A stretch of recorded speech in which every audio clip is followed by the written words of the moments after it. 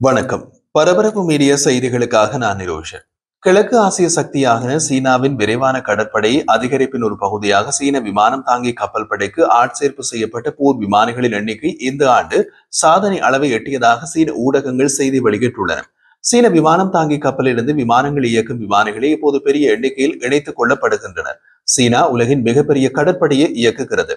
இதில் 2 விமானம் தாங்கிய கப்பல்கள் உட்பட 370க்கும் மேற்பட்ட கப்பல்கள் மற்றும் நீர்மூழ்கி கப்பல்கள் சேவையில் உள்ளன. ஜூன் மாதத்தில் 2 விமானம் தாங்கிய கப்பல்களும் ஒரே நேரத்தில் பெரிய அளவிலான மேற்கு பசிபிக் பகுதிக்கு அனுப்பப்பட்டன.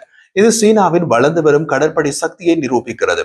11 செயற்பாட்டு விமானம் தாங்கிய கப்பல்களுடன் உலகின் மிகப்பெரிய விமானம் தாங்கிய கப்பலை அமெரிக்கா தொடர்ந்து வைத்திருக்கும் அதே வழியில் சீன கடற்படை அதன் 3வது மற்றும் மிகவும் மேம்பட்ட விமானம் தாங்கிய கப்பலை இயக்க உள்ளது.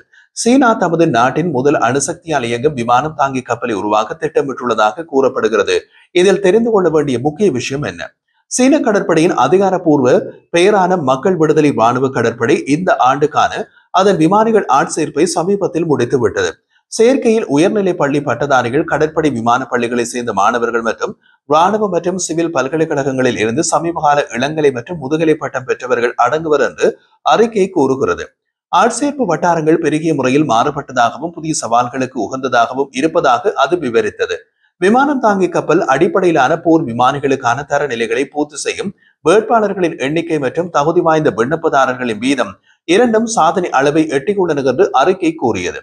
அறிக்கை சரியான புள்ளி விவரங்களை வழங்கவில்லை என்றாலும் சீனா முழுவதும் பல்லாயிரக்கணக்கான இளம் மாணவர்களில் கடற்படை விமானி ஆட்சேர்ப்புக்கு ஆர்வத்துடன் பதிவு செய்துள்ளதாகவும் கடந்த ஆண்டுகளுடன் ஒப்பிடும் போது ஆட்சேர்ப்பு மற்றும் தேர்வு தளத்தை கணிசமாக விரிவுபடுத்தியதாகவும் தெரிய வருகிறது. ஒரு ராணுவ நிபுணரை மேற்கோள் காட்டி சீன அரசு ஊடகமான குளோபல் டைம்ஸ் சீனாவின் விமானம் தாங்கிய கப்பல் அடிப்படையிலான விமானங்களின் வளர்ச்சியுடன் ஆட்சேர்ப்பு செயல்திறன் ஒத்து போகிறது என்று கூறியது. இந்த கூற்று விமானம் தாங்கிய கப்பல்களில் இருந்து இயக்க வடிவமைக்கப்பட்ட விமானங்களில் அதிகரித்து வரும் வகை மற்றும் எண்ணிக்கையினை குறிக்கின்றது. கடந்த நவம்பரில் சீன ராணுவம் அதிகாரப்பூர்வமாக 2 விமானம் தாங்கிய கப்பல் அடிப்படையிலான போர் விமானங்களை வெளியிட்டது. அவை J-15T மற்றும் J-15D. அசல் J-15 மாறுபாட்டை போலல்லாமல் T மாடல் 2 வெவ்வேறு விமான ஏவுதள அமைப்புகளை பயன்படுத்தும் 3 விமானம் தாங்கிய கப்பல்களில் இருந்தும் புறப்படும் திறன் கொண்டது.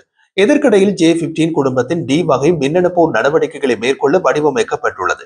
இது அமெரிக்க கண்காணிப்பு விமானம் EA-18G க்ரோலர் மின்னணு போர் விமானத்துடன் பொருந்துகிறது. சீன ராணுவம் தமது விமானப்படைக்காக வடிவமைக்கப்பட்ட J-35A உடன் இணைந்து J-35 குடும்பத்தின் வகைகளில் ஒன்றாக ஒரு ஸ்டெல்த் தொழில்நுட்ப விமானம் தாங்கி கப்பல் அடிப்படையிலான போர் விமானத்தையும் உருவாக்கி வருகிறது.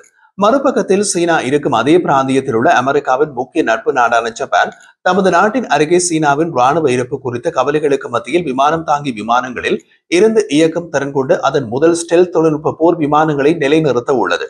முழு நீள விமான ஓடுபாதை இல்லாத கப்பல்களில் இருந்து குறுகிய புறப்பாடுகள் மற்றும் செங்குத்தாக தரையிறங்கும் திறன் கொண்டு F-35B விமானங்களின் முதல் தொகுதி டெலிவரி செய்யப்பட்டுள்ளதாக ஜப்பானின் பாதுகாப்பு அமைச்சு தெரிவித்துள்ளது. விமானங்களின் விநியோகத்தை உறுதிப்படுத்துமாறு கேட்டபோது அமெரிக்க பாதுகாப்பு நிறுவனமான லாக்ஹீட் மார்டின் ஜப்பானின் F-35B ஜெட் விமானங்களின் விநியோகம் மற்றும் செயல்பாட்டு நிலை குறித்த கேள்விகளுக்கு ஜப்பானிய அதிகாரிகள் சிறந்த முறையில் ஒத்துழைப்பு கொடுக்கின்றனர் என்று கூறினார். இது ஏன் முக்கியமான விஷயம்? ஜப்பான் தற்போது அதன் இசுமோ வகுப்பு ஹெலிகாப்டர் தாங்கி கப்பல்களான JS இசுமோ மற்றும் JS காகாவை 2ஆம் உலக போருக்கு பின்னர் நாட்டின் முதல் விமானம் தாங்கி கப்பல்களாக மாற்றுகிறது. 2 கப்பல்களும் அவற்றில் மேல் தளத்திலிருந்து F-35B ஜெட் விமானங்களை இயக்க திட்டமிட்டுள்ளன. ஜப்பான் அமெரிக்க விமான தயாரிப்பு நிறுவனம் லாக்ஹீட் மார்டின் தயாரித்த F-35B மேம்படுத்தப்பட்ட போர் விமானத்தில் 42 விமானங்களுக்கு ஆர்டர் கொடுத்துள்ளது. 2 போர்க்கப்பல்களையும் மாற்றியமைத்தல் மற்றும் F-35B விமானங்களை அறிமுகப்படுத்துதல் ஆகியவை மிக முக்கியமானவை. அத்துடன் சீனாவுக்கு எதிரானவை. இவை ஜப்பானின் தென்மேற்கு தீவுகளின் பாதுகாப்பை வலுப்படுத்த செய்யப்படும் ஜப்பானிய அரசின் முயற்சிகளின் ஒரு பகுதி. ஜப்பானுக்கு அருகில் விமானங்கள் மற்றும் கப்பல்களை நிலைநிறுத்துவதன் மூலம் சீனா மேற்கு பசிபிக் முழுவதும் தனது ராணுவ இருப்பை விருதிப்படுத்தி வருகின்றது. குறிப்பாக ஜப்பானால் நிர்வகிக்கப்படும் ஆனால் பெய்ஜிங்கால் உரிமை கோரப்படும் சர்ச்சைக்குரிய சென்காகு தீவுகள் உட்பட ஜப்பானின் தென்மேற்கு தீவுகளை சீன விமானங்கள் சுற்றி வருகின்றன. ஜப்பானின் பாதுகாப்பு அமைச்சால் நேற்று வெளியிடப்பட்ட ஒரு அட்டவணையை மேற்கோள் காட்டி அமெரிக்க ஊடகம் ஸ்டார்ஸ் அண்ட் ஸ்ட்ரைப்ஸ் ஆகஸ்ட் 7ஆம் தேதி 4 புதிய F-35B ஜெட் விமானங்கள் ஜப்பானின் நியூட்ரபார விமான தளத்திற்கு வரும் என்று செய்தி வெளியிட்டுள்ளது. இந்த தளம் ஜப்பானின் தெற்கு முக்கிய தீவான கியூஷூவின் கிழக்கு கடற்கரையில் அமைந்துள்ளது.